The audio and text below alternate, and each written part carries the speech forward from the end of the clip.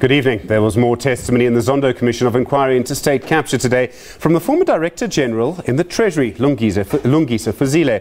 He testified about how he believed the proposed deal to buy a nuclear power station system from Russia would have pushed government over its expenditure ceiling. He also gave more testimony about how the Guptas allegedly put then Finance Minister Pravin Gordhan under pressure to stop the big four banks from closing their accounts with the Gupta family companies. Fuzile explained what he believed would have happened if South Africa had signed that nuclear deal with Russia.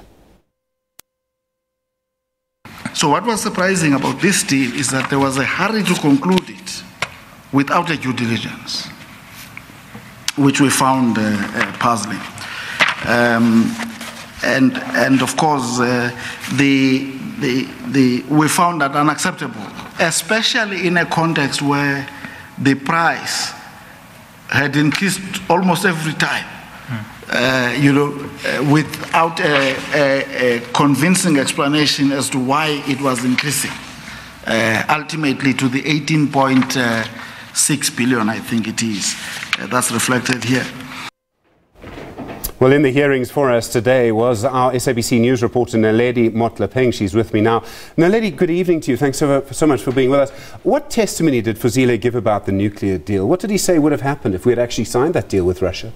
Well, good evening, Stephen. He actually said there was so much pressure from certain elements to approve this deal. And well, in actual fact, this deal was going to cost the country trillions of rands. He said that, it was simply unaffordable and it was not sustainable at all. He said it was going to push our budget deficit up and it was just going to lead to rating agencies, downgrading the country further. He said it was going to create a mess for intergenerational for young people out there who would be forced to pay for more tariffs because government would have to implement more tariffs. He said that, government's borrowing levels were just going to be high and it was going to battle to actually sustain this deal.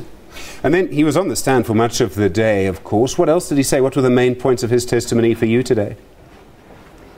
Okay, he spoke about certain issues like the Petro SA and Engine deal, because Petro SA actually wanted to acquire shares in Engine, but Petro SA simply did not have the money to do that. They had 5 billion rand, and the deal was worth about 18 billion rand. They wanted government to guarantee this deal, and government said there was no due diligence that was done, so National Treasury simply rejected this deal because it did not make sense to them. He also spoke about SAA. He said when he left in 2017, SAA had, up to that level, received bailouts amounting to 17 billion rand. And he said that most of the time, this company was not run very well. It was inefficient. There was a lot of corruption and financial mismanagement, which does not justify why they've been getting all these bailouts over the years. He also spoke about the Guptas, how they tried to put pressure on former Finance Minister Pravin Gordhan to actually intervene